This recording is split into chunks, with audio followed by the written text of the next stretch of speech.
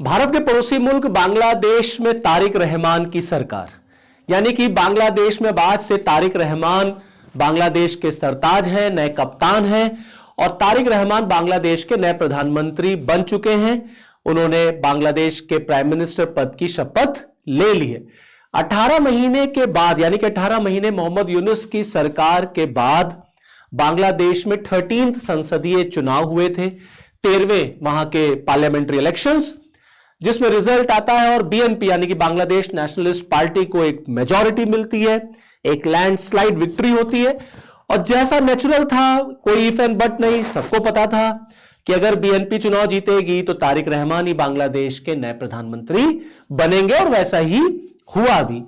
अब यहां से बांग्लादेश अपने आप को किस तरह से आगे लेकर के चलेगा, तारिक रहमान की क्या स्ट्रैटेजी होगी, भारत को लेकर के बांग्लादेश किस तरीके से बिहेव करेगा, बांग्लादेश भारत के नजदीक आएगा या बांग्लादेश चीन के नजदीक जाएगा, और मोहम्मद यूनुस का क्या होगा, क्या वो बांग्लादेश के नए राष्ट्रपति बनेंगे, क्या रोल उनको नया बांग्लादेश में दिया जा सकता है। आइए चलिए आज के सेशन में इन्हीं सारे टॉपिक्स पर हम डिस्कशन करेंगे।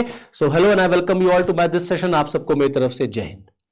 12 फरवरी को बांग्लादेश में 13वें संसदीय चुनाव हुए थे, 13th पार्लियामेंट्री इलेक्शन। हमने देखा कि किस तरीके से वहां पर 2024 में शेख हसीना सरकार के खिलाफ एक छात्र आंदोलन होता है और उस छात्र आंदोलन के बाद शेख हसीना सरकार का तख्ता पलट होता है और फिर उसके बाद मोहम्मद यूनुस वहां पर एक इंटरिम गवर्नमेंट के कैप्टन बनाए जाते हैं और 18 महीने मोहम्मद यूनुस की सरकार रही और उसके दौरान जिस तरीके से बांग्लादेश में एक धार्मिक उन्माद चला, अल्पसंख्यकों के खिलाफ, खासतौर से हिंदुओं के खिलाफ जो वहां पर अटैक हुआ, जो मंदिरों पर अटैक हुआ, वो हम सब ने देखा कि क्या हालात बांग्लादेश के थे उन दिनों में। अब बांग्लादेश में एक इलेक्टेड गवर्नमेंट है, वहां पर एक डेमोक्रेटिकली इलेक्टेड गवर्नमेंट है। ये 13वां पार्लियामेंट्री इलेक्शन बांग्लादेश में हुआ जिसमें बीएनपी को वहां पर एक मेजॉरिटी मिलती है और नई सरकार वहां पर बनी है। अब यहां पर मैं आपको ये बता दूं कि तारिक रहमान बांग्लादेश में दूसरे मेल प्राइम मिनिस्टर है 35 साल बाद, after the gap of 35 years. ये कोई दूसरा मेल है, पुरुष है, जो बांग्लादेश का as a prime minister appoint हुआ है। वरना वहां तो हमेशा बैटल ऑफ बेगम्स ही चलता था, या तो शेख हसीना या तो खालिदा जिया। इस पूरे ओथ सेरेमनी को अगर आप देखेंगे तो इसमें सबसे लेटेस्ट जो मतलब एक इंटरेस्टिंग फैक्ट निकल के वो आया, वो ये कि जो ओथ सेरेमनी थी ये पार्लियामेंट पे, जो उनकी जातीय संसद है, उसके कंपाउंड में ये ओथ सेरेमनी को ऑर्गेनाइज किया गया था। मींस खुले में किया गया, एक पॉजिटिव मैसेज देने के लिए किया गया कि हम एक डेमोक्रेटिकली इलेक्टेड गवर्नमेंट है और आगे हम इस तरीके से चलेंगे, मैसेज देने की कोशिश की गई। But this is not going to be so easy for Tarique Rahman. यहां से अब तारिक रहमान के लिए रास्ता बहुत आसान नहीं होने वाला है, क्योंकि बांग्लादेश का कल्चर, बांग्लादेश में जिस तरीके से वहां पर एक ऑर्थोडॉक्सी, एक जो वहां फंडामेंटलिज्म है, वो कैसे डोमिनेट करता है जस्ट लाइक पाकिस्तान, वो हम सब जानते हैं। और कभी भी इनके खिलाफ भी वहां पर कूप हो सकता है, तख्ता पलट हो सकता है। इसमें कोई बहुत बड़ी बात देखिए बांग्लादेश और पाकिस्तान जैसे देशों के लिए नहीं है कि वहां पे इलेक्शन हो गया तो अब वो 5 ही साल सरकार चलेगी और उसके बाद ही इलेक्शन, ऐसा बिल्कुल नहीं है। वहां पर कभी भी कुछ भी हो सकता है। तो अब ये जो ताज, जो नए सरताज बांग्लादेश के बने और जो ताज उन्होंने पहना है, ये दरअसल देखिए कांटों भरा ताज है। ये इतना आसान जो है तारिक रहमान के लिए होने वाला नहीं है। बट यहां पे एक इंटरेस्टिंग फैक्ट ये है कि उन्होंने जो कंपोजिट अपनी कैबिनेट बनाने की कोशिश की है, माइनॉरिटीज को एक पॉजिटिव मैसेज उन्होंने देने की कोशिश की, क्योंकि हमने देखा कि क्या हालात अल्पसंख्यकों के बांग्लादेश में हुए, स्पेशली हिंदुओं के। तो अपनी इस कैबिनेट में टोटल 49 मिनिस्टर्स, उनकी पूरी जो कैबिनेट है वो 49 की है। उसमें आप देखेंगे कि 2 हिंदुओं को उन्होंने अपने में जगह दी है। हालांकि हिंदू इस इलेक्शन में जीते हैं, कई हिंदूज, कई माइनॉरिटीज कह लीजिए, बांग्लादेश में इस इलेक्शन में जीते हैं। और बीएनपी ने ये मैसेज शो करने की कोशिश की कि देखिए हमने हिंदुओं को भी टिकट दिया, हमने बुद्धिस्टों को भी टिकट दिया, मतलब एक पॉजिटिव मैसेज कि बांग्लादेश में माइनॉरिटीज आर सेफ। ओके। और यहां पर उनकी कैबिनेट में 2 माइनॉरिटीज लिए गए हैं, एक हिंदू से और एक बुद्धिस्ट से। जो आपके हिंदू कम्युनिटी के हैं वो आपके रॉय चौधरी साहब हैं, नितई रॉय चौधरी साहब हैं और जो आपके बुद्धिस्ट हैं वो दिपेन दीवान चकमा साहब हैं। ये दो लोग वहां पर जो है कैबिनेट में शामिल हुए हैं हिंदू। सबसे सरप्राइजिंग एलिमेंट जो इसमें आया इस पूरी कैबिनेट में, वो आप देखेंगे जो बांग्लादेश के नए विदेश मंत्री होंगे। ये नया विदेश मंत्री का जो नाम है ये थोड़ा सा सरप्राइजिंग है भारत के लिए भी, क्योंकि जो पर्सन आप यहां देख रहे हैं फोटो में, ये दरअसल नेशनल सिक्योरिटी एडवाइजर थे मोहम्मद यूनुस की सरकार के टाइम पर। एक दिन पहले तक ये नेशनल सिक्योरिटी एडवाइजर थे। अब ये बांग्लादेश के नए फॉरेन मिनिस्टर बनने जा रहे हैं, समझ रहे हैं? रहमान साहब, खलीलुल रहमान, इनको आने वाली सरकार नया विदेश मंत्री बना सकती है। किस तरीके से मोहम्मद यूनुस की सरकार का भारत को लेकर एटीट्यूड था वो हम सबने देखा। इसीलिए ये एक थोड़ा सा सरप्राइजिंग एलिमेंट निकल के आया है कि इस पर्सन को सेलेक्ट किया गया है नए फॉरेन मिनिस्टर के रूप में। ये भारत के लिए भी एक थोड़ा सरप्राइजिंग है। इस पूरे ओथ सेरेमनी में आप देखेंगे तो आपके तारिक रहमान साहब ने इंक्लूडिंग इंडिया 13 देशों को इनवाइट किया था। भारत को भी इनविटेशन आया था, प्राइम मिनिस्टर साहब को भी इनविटेशन आया था।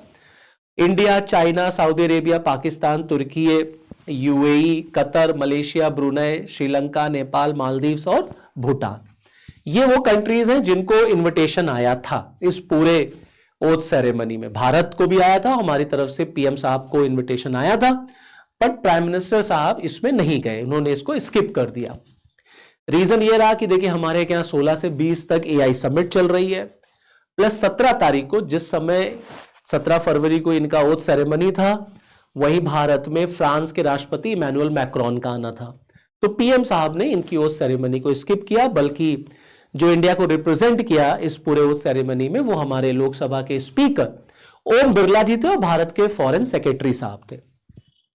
अब आप अगर पूरे इलेक्शन को एनालाइज करेंगे तो आप देखेंगे ये जो इलेक्शन हुआ इसमें 299 सीट्स में तारिक रहमान की पार्टी को, मतलब बांग्लादेश नेशनलिस्ट पार्टी को, ये खालिदा जिया के बड़े बेटे भी हैं, कुल इनको जो सीटें मिली हैं वो लगभग 212-213 सीटें मिली हैं। सबसे बड़ा दल यही बना है। और जो वहां पे जमात इस्लामी है उसको अपोजिशन में बैठे 70+ सीटें मिली हैं। ऐसे ही वहां पर जो प्रोटेस्ट हुआ था शेख हसीना के अगेंस्ट, तो एक नई पार्टी वहां पे फॉर्म हुई थी, नेशनल सिटीजन पार्टी। इसे भी बहुत ज्यादा सीटें नहीं मिल पाई। तो कुल मिला के लोगों ने, जो वहां की जनता है, उसने तारिक रहमान में विश्वास दिखाया, क्योंकि तारिक रहमान ने जिस तरीके से वादा किया है टू मेक बांग्लादेश ग्रेट और वहां की जनता के लिए काम करना, इंक्लूसिव बांग्लादेश बनाना, डेवलप्ड बांग्लादेश बनाना, अल्पसंख्यकों को कॉन्फिडेंस दिया, महिलाओं को कॉन्फिडेंस दिया उन्होंने कि हम माइनॉरिटीज का भी ख्याल रखेंगे, बांग्लादेश में जो अल्पसंख्यक हैं वो सुरक्षित रहेंगे, उनकी प्रॉपर्टी, उनकी लाइफ की सुरक्षा सरकार करेगी। मतलब एक हेल्दी डेमोक्रेसी, एक सेफ डेमोक्रेसी, एक सेफ बांग्लादेश का वो निर्माण करेगा। अब वो कितना कर पाते हैं कितना नहीं, ये तो आने वाला भविष्य ही बताएगा, आने वाला टाइम बताएगा। मैंने अभी आपसे कहा कि बांग्लादेश में it is not so easy, और जैसे पाकिस्तान में इट्स नॉट सो इजी, ऐसी बांग्लादेश में भी इट्स नॉट सो इजी, क्योंकि इन दोनों देशों का फॉर्मेशन जो है जिस तरीके से हुआ है, यहां पर फंडामेंटलिज्म, रेडिकलिज्म बहुत डोमिनेट करता है। तो सरकारों के लिए ये आसान नहीं होता अपनी चीजों को इंप्लीमेंट कर पाना। आने वाला ही समय बताएगा कि तारिक रहमान किस लाइन पे बांग्लादेश को लेके चलते हैं। यहां से बांग्लादेश क्या एक नया सवेरा देखेगा कि हम फिर वही देखेंगे जो बांग्लादेश और पाकिस्तान का कल्चर है, कि फिर वहां पर कूप हो गया, फिर वहां पर तख्ता पलट हो गया, क्योंकि इसमें कोई बहुत बड़ी बात नहीं है। अब आप देखें इस इलेक्शन के साथ साथ एक चीज और बहुत न्यूज में थी, वो था जुलाई चार्टर रेफरेंडम। जब मोहम्मद यूनुस की सरकार बनी थी तो कुछ वादे उन्होंने, रिफॉर्मिस्ट वादे उन्होंने जनता से किए थे। इसी इलेक्शन में उन्होंने उस पर रेफरेंडम भी कराया, जिसको जुलाई चार्टर कहा जाता है। इसमें टोटल 89 रिफॉर्म्स की बात की गई थी, 80+ रिफॉर्म्स की इसमें बात की गई है। इस पर भी रेफरेंडम हुआ है, यहां पर लोगों ने इस पर भी अपनी राय दी है। मतलब आप क्या चाहते हैं बांग्लादेश में, किस तरीके का रिफॉर्म हो, तो कैसा रिफॉर्म। जैसे फॉर एग्जांपल मैं कुछ आपके साथ डिस्कस भी कर दे रहा हूं। जैसे अब आने वाले दिनों में आप बांग्लादेश की पार्लियामेंट को इंडियन पार्लियामेंट के लाइन पर देखेंगे। जैसे हमारे के यहाँ बाई कैमरल लेजिस्लेचर है, 2 सदन है ना, राज्यसभा है, लोकसभा। ऐसे ही बांग्लादेश में भी अब आप अपर हाउस देखेंगे, वहां पर एक ही सदन है, तो अब एक सदन और बनेगा, वो अपर हाउस हो जाएगा और जो है वो लोअर हाउस हो जाएगा। दूसरा, वहां पर जो प्रेसिडेंट होता है, जो राष्ट्रपति है, उसकी पावर्स और बढ़ाई जाएंगी। प्राइम मिनिस्टर की पावर को कम किया जाएगा, जिससे प्राइम मिनिस्टर डिक्टेटर ना बन पाए, ऑटोक्रेट ना बन पाए। प्लस साथ ही साथ प्राइम मिनिस्टर के लिए यह कहा गया है कि अब प्रधानमंत्री बांग्लादेश का कोई भी व्यक्ति 2 बार, या साल को देख लेंगे तो 10 साल, 5-5 साल मतलब 10 साल ही हो पाएगा, या वो 2 बार हो पाएगा। प्लस महिलाओं का रिप्रेजेंटेशन किस तरीके से बढ़ाया जाएगा, माइनॉरिटीज को कैसे वहां सुरक्षित रखा जाएगा, इन्हीं सारी चीजों पर वहां पर रिफरेंडम हुआ, उसी को हम लोग जुलाई चार्टर कहते हैं। इस पर भी 70+ से ज्यादा लोगों ने वोट दिया है। मींस वो बिलीव करते हैं कि बांग्लादेश में सुधार होने चाहिए। अब मैं फिर कह रहा हूं, ये सुधार बांग्लादेश में कितने इंप्लीमेंट हो पाते हैं, इसको देखने की बात है, क्योंकि कोई भी सुधार ना बांग्लादेश और पाकिस्तान में लागू करना आसान नहीं होता। भारत में तो चलो ठीक है, बट इन देशों में इंप्लीमेंट कर देना ये बहुत मुश्किल टास्क है बांग्लादेश और पाकिस्तान के लिए। अब यहां से एक नया क्वेश्चन और उठता है। अब बांग्लादेश का नया सरताज बन गया, नया कप्तान बन गया, पुराने कप्तान का क्या होगा, मोहम्मद यूनुस का क्या होगा, इनको कहां एडजस्ट किया जाएगा, इनको क्या रोल दिया जाएगा, क्या ये वापस अमेरिका चले जाएंगे, कि खबरें तो ये आ रही हैं कि ये बांग्लादेश के नए राष्ट्रपति बन सकते हैं। तो अभी फिलहाल इनके लिए कोई डेफिनेट रोल जो है वो तारिक रहमान ने डिसाइड नहीं किया है, बट ये कहना है कि इनके टैलेंट का भी यूज तारिक रहमान की गवर्नमेंट करेगी, इनके भी टैलेंट का इस्तेमाल किया जाएगा। बट हमने देखा कि किस तरीके से 18 महीने जब मोहम्मद यूनुस रहे तो कैसे इन्होंने एंटी इंडिया एक तरीके से स्टैंड लिया। और आप देखिए जाते जाते इनकी जो फेयरवेल स्पीच थी उसमें भी इन्होंने कुछ ऐसी बातें कही जिसको लेके भारत में विरोध हो रहा है। जब ये वहां के इंटरिम गवर्नमेंट के थे ना हेड, तो इन्होंने 7 सिस्टर्स को लेकर के एक जो है कह लीजिए एक बात बोली थी। तो इन्होंने कहा था कि भारत को ये याद रखना चाहिए कि जो भारत के 7 सिस्टर्स हैं उनका जो ओशनिक टच है वो बांग्लादेश से, क्योंकि बांग्लादेश बे ऑफ बंगाल का बॉर्डर बनाता है, ओपन सी है बांग्लादेश का। तो इन्होंने कहा कि देखिए नॉर्थ ईस्ट जो हिस्सा 7 सिस्टर्स हैं उनके लिए अगर आप समुद्र का रूट देखेंगे तो वो वाया बांग्लादेश ही है, वरना उनके पास कोई ओशनिक रूट नहीं है। यहां पर वो बात उन्होंने फिर रिपीट की है। अब उन्होंने इस 7 सिस्टर के साथ साथ नेपाल, भूटान और चाइना को भी इंक्लूड कर लिया है। तो उन्होंने नेपाल और भूटान को भी कहते, देखिए this region along with Nepal, Bhutan and 7 sister has great economic potential. और इन्होंने कहा कि जो बांग्लादेश का जो ओपन सी है बे ऑफ बंगाल वाला, that is not a geographical boundary, समझ रहे, it is an open door to engage with the world economy for Bangladesh. मतलब बांग्लादेश के पास ये पोटेंशियल है कि वो पूरी दुनिया की अर्थव्यवस्था से जुड़ सकता है वाया बे ऑफ बंगाल। और नेपाल के लिए, भूटान के लिए और भारत के 7 सिस्टर्स के लिए ये बे ऑफ बंगाल वाला जो रीजन है ये बांग्लादेश से ही जाएगा।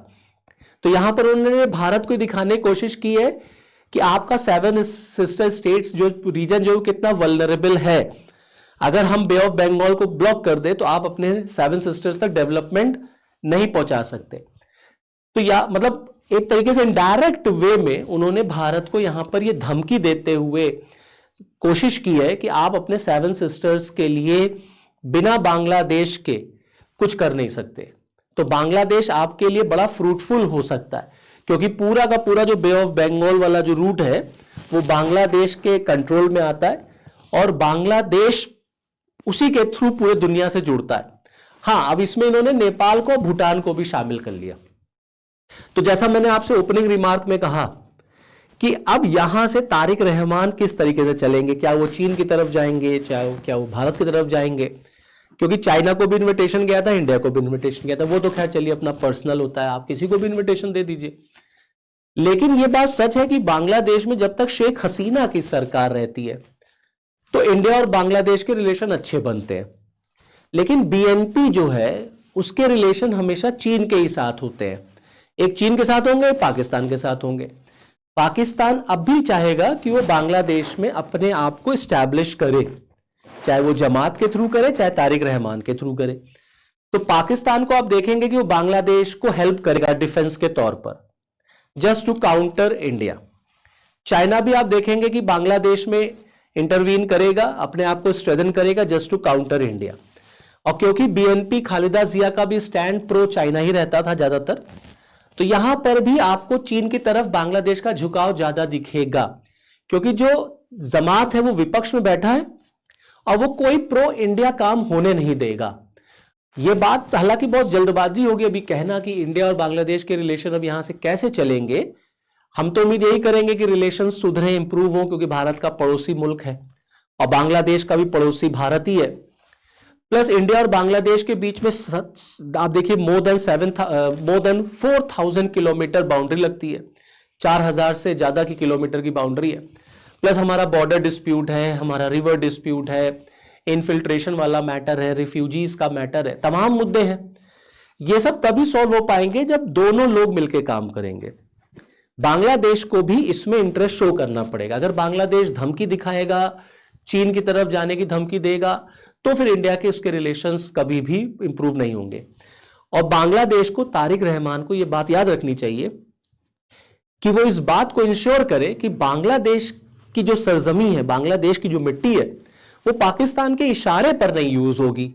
मींस बांग्लादेश एंटी इंडिया कोई काम को प्रमोट नहीं करेगा कि वहां से इनफिल्ट्रेशन बढ़ा रहा है या वहां से वो टेररिज्म को प्रमोट कर रहा है, सेपरेटिज्म को प्रमोट कर रहा है पाकिस्तान के इशारे पर। तब वो इंडिया के साथ एक बेटर रिलेशंस रख पाएगा, क्योंकि इधर 18 महीनों में हमने देखा मोहम्मद यूनुस के टाइम पर कि इंडिया और बांग्लादेश के रिलेशंस जो है ना वो बहुत लोवेस्ट लेवल पे चले गए।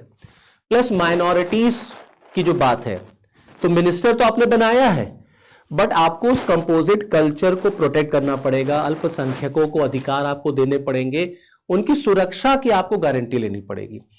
और शेख हसीना का मैटर आ गया, क्योंकि हम ये सब जानते हैं कि शेख हसीना पॉलिटिकल असाइलम में है भारत में, और तारिक रहमान की सरकार ने गवर्नमेंट ऑफ इंडिया से शेख हसीना के एक्सट्रेडिशन की बात उठाई है कि आप इन्हें बांग्लादेश को सौंपिए, क्योंकि हम ये सब जानते हैं कि इनका ट्रायल बांग्लादेश में हो चुका है। बीएनपी तो इन्हें टेररिस्ट कहती है और इनको कैपिटल पनिशमेंट ऑलरेडी मिल चुका है। अगर शेख हसीना को हमने दिया तो इनको पक्का कैपिटल पनिशमेंट मिलेगा, she will be hanged. Bharat अब इस पर थोड़ा सा फूक फूक के कदम रखना चाहता है, हम बहुत जल्दबाजी इसमें नहीं दिखाना चाहते। इसलिए भारत की तरफ से हमेशा कहा जा रहा है कि as per the law, as per the rule India काम करेगा। जो कानून कहेगा, जो मानवाधिकार कहेंगे, जो लॉ कहेगा, हम उसके अकॉर्डिंग काम करेंगे। और शेख हसीना का भारत में रहना ये उनका पर्सनल डिसीजन है, गवर्नमेंट ऑफ इंडिया का डिसीजन नहीं है। वो वहां से निकल करके भाग के भारत आई और भारत में वो रह रही हैं as per her will.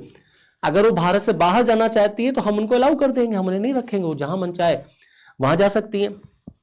Sheikh Hasina का भारत के साथ रिलेशन थोड़ा सा मोर देन पॉलिटिकल है, एक पर्सनल रिलेशन भी है।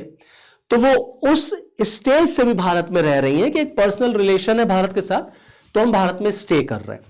अब आने वाले दिनों में बीएनपी भारत पे दबाव बनाएगा, ये तो बात सच है कि तारिक रहमान की सरकार बार बार भारत से ये मैटर डिस्कस करेगा। अब इंडिया इसको कैसे अप्रोच करता है, किस तरीके से हम इसको आगे लेके चलते हैं, ये अब आगे देखने वाली बात है। और क्या फ्यूचर होगा ये तो वक्त ही बताएगा, क्योंकि बहुत जल्दबाजी में आप ये नहीं कह सकते कि इंडिया बांग्लादेश के रिलेशन अब सब बहुत अच्छे हो जाएंगे, ऐसा कुछ भी नहीं है। मतलब टाइम आपको देना पड़ेगा। अब देखिए, अब आज तो वो सरताज बने हैं बांग्लादेश के, फिर समय बीतने दीजिए, तब पता चलेगा कि वो किस तरीके से आते हैं। बट हाँ, ये जरूर है कि तारिक रहमान के लिए बांग्लादेश में रूल करना it is not going to be so easy, क्योंकि ये बहुत कांटों भरा ताज है जो उनके सर पर चढ़ा है। तो चलिए फिर इस वीडियो में इतना ही, फिर नेक्स्ट वीडियो में मैं आपके साथ फिर मिलूंगा। तब तक के लिए जय हिंद।